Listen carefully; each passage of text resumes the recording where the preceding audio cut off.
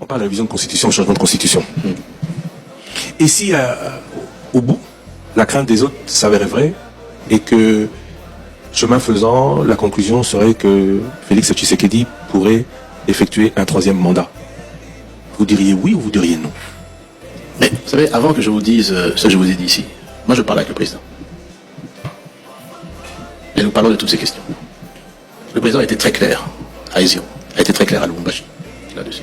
Et le fond de sa pensée, ce que vous avez entendu, c'est vraiment ce qu'il pense. C'est pas quelqu'un qui veut s'accrocher au pouvoir. Tel que certains voudraient manipuler la population là-dessus. Ce n'est pas quelqu'un qui veut s'accrocher au pouvoir. Donc, faisons confiance. Cette commission, il y aura tout le monde. L'opposition va jouer son rôle. Le pouvoir va jouer son rôle. Mais, je vous dis, il est interdit d'interdire. Ceux qui pensent qu'ils peuvent interdire, il est interdit d'interdire. On ne va pas interdire cette commission de fonctionner. On va aller de l'avant. Je vous dis, je n'ai pas le monopole du savoir. Moi, je vous ai simplement dit, voilà ce que je pense que oui, on pourrait discuter dans cette révision constitutionnelle. Certainement que d'autres constitutionnalistes, d'autres partis politiques viendront. Mais est-ce qu'on peut se mettre autour d'une table et on peut réfléchir, nous les Congolais, sans pouvoir nous tirailler? La France a changé sa constitution, je crois que c'était en 2008. Des amendements révisés, c'est la 5e révisée là-dessus. Je ne parle pas de la Belgique, lequel, d'autres pays d'Afrique ici, également ont révisé leur constitution. Dont beaucoup en Afrique ont permis au président de... Ça c'était autre chose, je dis simplement, c'est qu'on peut se mettre autour d'une table. Et je vous dis, le président est quelqu'un de raisonnable, il n'est pas insensé. Mais si, c'était là ma question, un 3e mandat s'ouvrait à lui, vous le suivriez? Mais, je me demande, et je vous demande, moi j'ai entendu ce que le président a dit, encore à Isiro. Il dit, je ne suis pas dans la perspective de ceux qui sont en train de vouloir enflammer le pays. Je n'ai pas demandé un 3e mandat. Il a dit.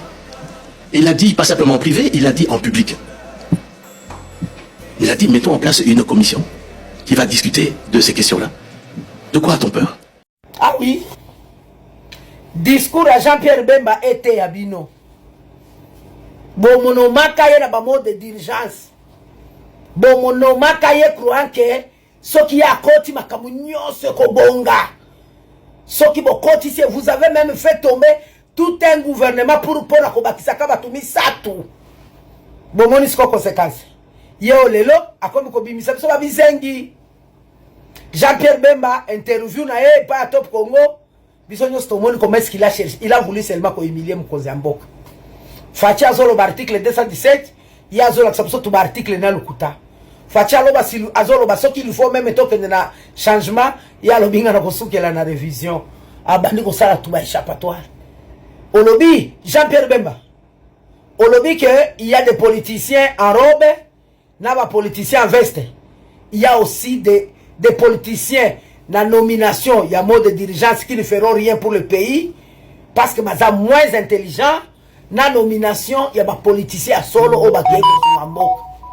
Aussi dans la nomination, il y a des 100 jours croyant que va saler le côté. Bemba, on m'a dit on m'a dit ko bima. Biso to ko l'accès que to zawapi.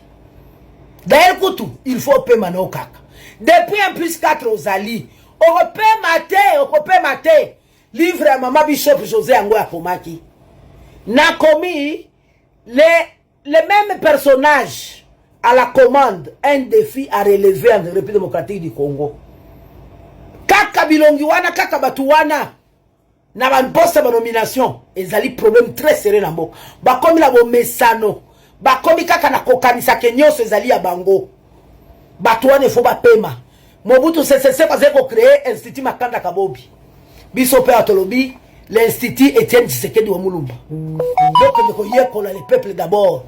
Botika égoïsme. Soto poussa ni peme na mandat ici là, bo changer position comme ba caméléon. Fati o moni siko import ma erreur. Danger. Ya para bokeiko, bokeibo kila ba para mi balé. Oya zui te. Oya zui pona bolingo. Voisin ne t'en fais pas. Bala nga ba kolala nzala na komta biloko nyoso la zwaki.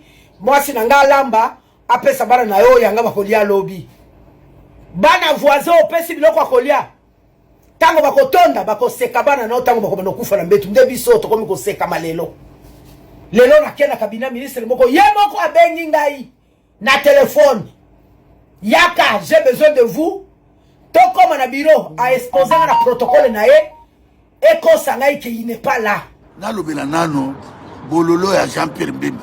Jean-Pierre Mbemba, yo za gangi yo Jean-Pierre Mbemba. On tatoua Mbemba, makolo X Foreman, elongia Foreman, hein? Ancien boxeur. Jean-Pierre Mbemba, na muneno yo komi wana na mutema munene Grèce. Na ebite so okimata 1 km. Ata 1 mètre au kokate Jean-Pierre Mbemba. Ata la bino na peso examen. Au salage au katata boulevard Mbango kokate. Au komi kilo kasa 200 sac à ciment à Lukala. Ba ko livrer ngo na Kasavum. Jean-Pierre Mbemba komi lourd trop. Nego zano est-ce qu'on l'a tagi sous sapato. Au komaka ba sandales. Ba goutti partout. Hein? Au ebit. Si crézo boma Jean-Pierre Mbemba. Eh? Tani yo tikali nango na se ya moi. Jean-Pierre Mbemba yo na lubana yo. Orgueillé, ndoki, vampire. Biso ba auto se sacrifice pour na laye na okuna na prison na laye. Obima o remesa biso terre. Oza un grand, oza ndoki Jean-Pierre Mbemba. Jean-Pierre Mbemba, obotama ndoki. Mokolo ko kufa lobi okena na mbongo na cercueil Jean-Pierre Mbemba. Okena bandako yo sombi na ba village ezala ba Watero na ba Portugal. Okena nango na cercueil Jean-Pierre Mbemba. Nzamba pesa yo mwasi malamu mama Liliane. Me yo zandoki. Na ebisa ko na miso mama Liliane ni. Na bi Jean-Pierre Mbemba yeba nzambe. Na ebisa ko na Watero na intercontinental. Na ebisa ko Jean-Pierre Mbemba. Soko zui motema ya mama Liliane te. Zaba pesa yo grande dame. Mais yo botama na ndoki na katino. Jean-Pierre Mbemba papa na yo aboyo lubi papa loja. Abina ke na ndako na ye na zumo na ngia champagne na zobi malandinga botolingango. Ozan ndoki yo. Bato balingaki départ ya Kabila. Balobi na 2018 abi Kabila aza congolais ta za rwandais. Eza bakization utaki na IDPS. Kabila aza congolais ta za rwandais. Ya liboso. Yami bale balobi te Kabila impunité eleki na mboka. Alobi tolérance zéro pour finir la récréation, porte à prison eza ouverte. Nyoso Kabila kangi batute. Complaisance babengani Kabila. Troisième point, o babengani Kabila eza kamba social. Bato baza olia te, passe eza na mboka, les choses ne marchent pas, Kabila doit partir. Monsieur le président de la République actuelle, Tshisekedi Tshilombo arrive, aye na 3 thérapies. Thérapie à liboso Tshisekedi aye na ngozani. Bato basepelo abitsuko toche mwana mboka. Toyebi epa na bango zaka na limité awo. Soka déranger to kemona mama Marthe. To bosani ba discours bozaki na ngwa te. Soka meki to kemona mama Marthe. Ezaki ba discours to yokaki awo. Donc to bengani étranger en croire l'IDPS. Na bato nyoso azaki ba lié na ye. Bache mwana mboka Félix Tshisekedi. Yami balé na makambo etali impunité. Monsieur le président actuel aye na kisi bongo ba obenga ngo état de droit.